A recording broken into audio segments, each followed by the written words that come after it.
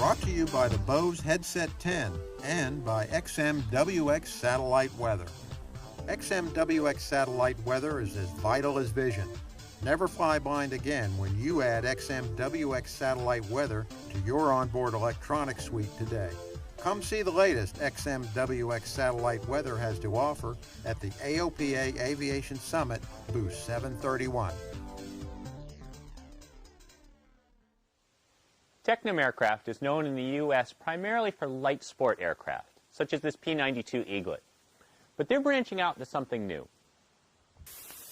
Tecnam Aircraft is bringing to the U.S. their P2006T. This is no LSA. This is a fully certified aircraft, Part 23, and these are the certified versions of the Rotax 912 engines. This aircraft will be on display here at AOPA Summit. I'm Jeff Van West for AvWeb and Aviation Consumer, and we're going to take a closer look at this aircraft and what makes it different from other aircraft you might be accustomed to. First, let's look at how this aircraft is conventional. Two 100-horsepower engines and 4 seats make it a 200-horsepower, 4-place aircraft, roughly comparable to a Cessna 182, a Cirrus SR-20, or a Diamond DA-40. And the performance numbers are in that ballpark. 140 knots worth of cruise, burning 10 gallons an hour. That's combined, the two engines together, with a useful load of about 900 pounds. Conventional yokes, throttle quadrant, although with 2 throttles obviously, and no mixture control because this is a Rotax engine. Full feathering props, and something you won't see in those comparable aircraft, retractable gear.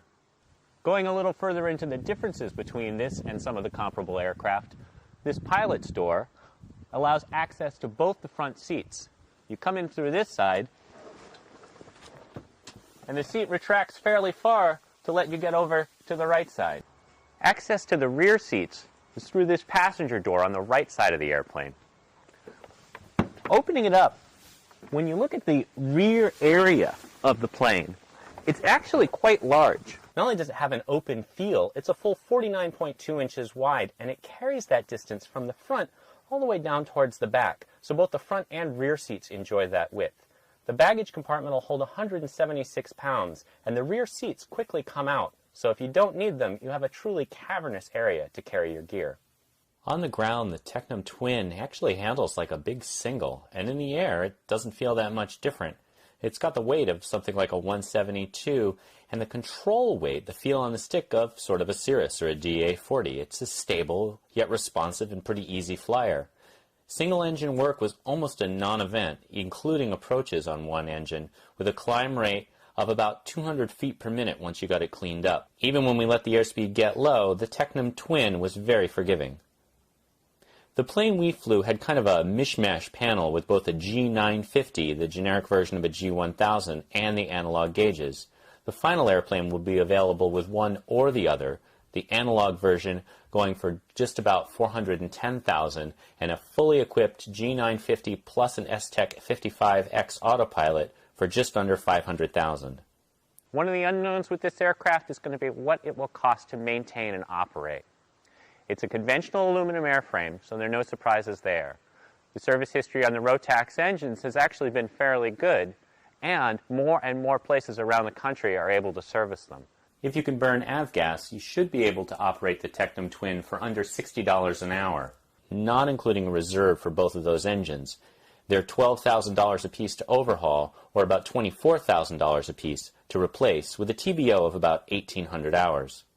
And then, of course, the big unknown would be insurance. What is it going to cost to insure a $500,000 airplane, especially in a flight training environment, or where the pilot is a newly minted multi-engine pilot? And the $64,000 question is, will there be a market big enough in the United States for an aircraft like this? Tecnam says that they see their #1 market niche as flight schools, and that makes sense to us. They see a secondary market as owners who want something comparable to the operating cost of a single, but with the reliability and additional safety of a second engine. We're not going to weigh in on whether we think that's going to happen, but we will say that there are over 100 of these airplanes on order in Europe, with 12 already delivered, and orders are starting to come in for the United States. Certification should happen sometime early next year. If you want to find out more about this aircraft, you can visit Tecnam North America's website at www.tecnam.net, Or you can check out the December issue of Aviation Consumer for a more in-depth review and a closer look at the numbers. I'm Jeff Van West reporting for AvWeb and Aviation Consumer. Thanks for watching. Fly with the acclaimed Bose Aviation Headset 10. Enjoy an unmatched combination of full-spectrum noise reduction, clear audio, and comfortable fit with the Bose Aviation Headset 10. Voted the #1 headset for the 8th consecutive year in Professional Pilot's 2008 Headset Preference Survey.